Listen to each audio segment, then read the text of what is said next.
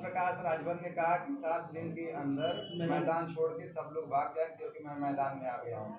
अब आप पत्रकार साथी हो, माननीय ओम प्रकाश राजभर जी की बातों को अभी भी गंभीरता से ले रहे हो। यही वो माननीय मंत्री जी है ना जो घोषित उपचुनाव में क्या क्या बोल रहे थे।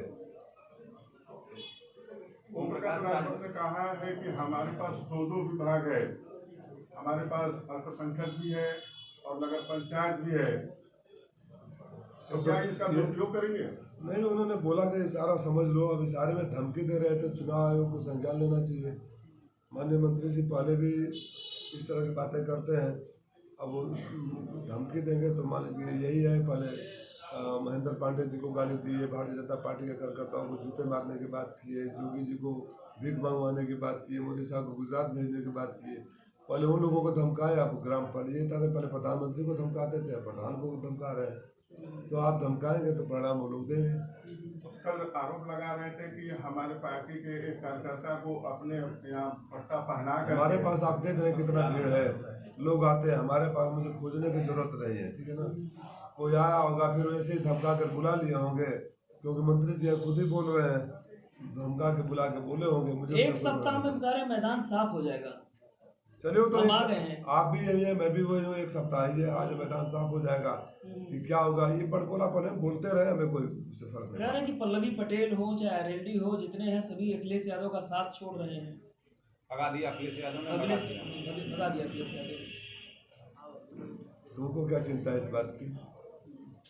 वो तो कभी वहाँ से भाग के यहाँ से भाग कर वहाँ, पता नहीं अब चुनाव बाद कहाँ भाग कर जाएंगे।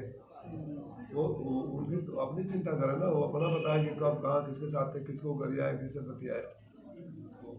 मंत्री है, नहीं बोलेंगे आप, वो बोलते हैं, आप लोग दिखाते हैं। एक और बात सामने आ रही है कि फिर वो कह रहे हैं कि अगर किसी को थाने या ब्लॉक या जिला पर कोई काम हो तो मुझे याद करिएगा। जो साथी उनको याद करेंगे, उनके उस जिलाध्यक्ष को भी याद कर लेंगे जो इनके चढ़ाने बजा के उनकी क्या दुर्गति हुई थी। उदाहरण है, वो बात में मिलने से पहचानने से इनकार कर दिया था। तो जो मंत्री जी अपने जिलाध्यक्ष को पहचानने से इनकार कर देते हैं, चढ़ा कर थाने भेज देते हैं और उससे दुर्व्यवहार होता है तो पहचानने से इनकार कर देते हैं। तो घोसी के लोगों के लिए मैं हूँ ना, मेरे रहते कैसे कोई कर देगा।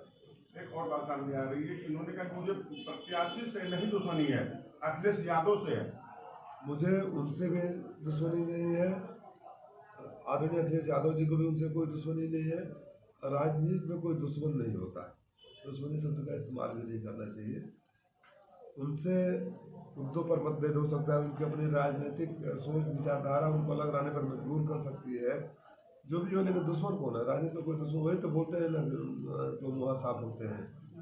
तो वो अपना तो पहले अपने बारे में बता चुके हैं। अरविंद राजभर कल बयान में अपने कह दिया कि मैं अच्छी राजनीति नहीं करूंगा, किसी का नाम नहीं लूंगा, बिना आपके नाम ले ही आपको धमकी दे लगी। मुझे ना धमकी दे डाले, मुझे क्या क्या धमकी दे, मेरा नाम ले ना ले मुझे कोई फर्क नहीं पड़ता, मैं भी किसी का नाम नहीं लेता हूँ। तो क्या समीकरण बनेंगे लोकसभा चुनाव में? जनता ने सारे समीकरण ध्वस्त कर दिए। आप लोग स्थानीय पत्रकार हो, जो लोग इस चुनाव में हैं, आज आए हैं, कुछ दिनों से आप उन्हें देख रहे हो, मुझे 12 सालों से आप लगातार देख रहे हो और आप लोग ग्राउंड रिपोर्टिंग करते हो। जनता ने सारे समीकरण के नाम पर राजनीति करने वालों की मनसा पर पानी फेर दिया है। जनता को सिर्फ यही है कि जो उनके साथ सुख दुख में 12 साल तक रहा लगातार, और चाहे वो दुर्घटना हुई हो, चाहे बाढ़ हो, चाहे कटान हो, चाहे उनके लोगों पर मुसीबत हो, जो भाई बेटा की तरह खा रहा वही उनका नेता भी बनेगा। अंतिम बोला सर, वो कह रहे बार बार कि मैं काम किया हूँ और आप भी कहते हैं कि मैं काम किया, तो डिबेट करने के लिए ज़्यादा मैं एकदम तैयार हूँ, मैं निवेदन कर रहा हूँ, जहाँ कहिए। आप पूछे नहीं, मैं से पूछे क्या काम किया, मैं बताता हूँ। आप हमसे पूछ रहे हैं, पत्रकार हैं, तो आप मतलब घोसी की जनता को जानने का कि आप पूछना चाहिए घोसी में आपने क्या किया है। मैंने तो सारे काम कई बार गिना चुका हूँ, सारे जहाँ बैठे हैं यहाँ का अंडरग्राउंड केबलिंग मैंने ही कराया है, जिस आजमगढ़ से चल के 4 लेन पर आते हैं मैंने ही कराया है, हॉस्पिटल महिला हॉस्पिटल हमने ही कराया है, विधानसभा का अपग्रेडेशन प्राइमरी हेल्थ सेंटर का हमने कराया है, चिड़िया कोर्ट से लेकर मधुबन कटरा रोड तक हमने कराया है, शहीद मार्ग से लेकर हमने कराया है, डोरीघाट मधुबन मार्ग हमने कराया है, ये गाजीपुर जोड़ने वाला मार्ग हमने कराया है। किसी भी काम को लेकर तो उन्होंने कहा कि पर्चा दाखिला के बाद सभी पार्टियों को एक साथ करके डिबेट कराया जाए। हाँ बिल्कुल स्वागत है, मैं चाहता हूँ हो जाए, तो सबसे पहले मैंने कहा था। ओम प्रकाश राजभर मंत्री पद की धमकी दे रहे हैं या प्रधानों को या जनता को? ये तो प्रधान जनता को क्या धमकाएंगे।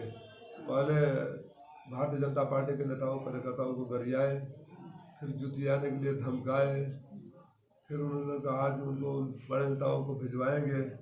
अब प्रधानों को धमका रहे हैं, तो चुनाव आयोग को संज्ञान लेना चाहिए।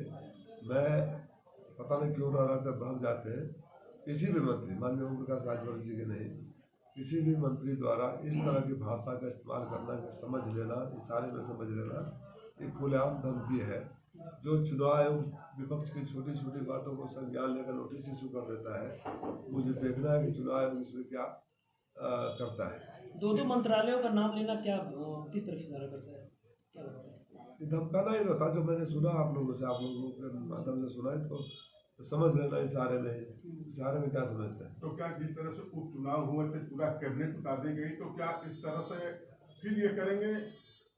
जितना वो धमकाएंगे उतना ही हमारा वोट बढ़ेगा, जितना ही वो बोलेंगे उतना ही हमारा वोट बढ़ेगा। फिर भी स्वस्थ राजनीति के लिए मैं पुनः उनसे एक बार अपील करता हूँ कि आप जगह जगह जाते हो, इस धरती पर भी आए हो, क्रांतिकारियों की धरती है, संस्कारों की धरती है।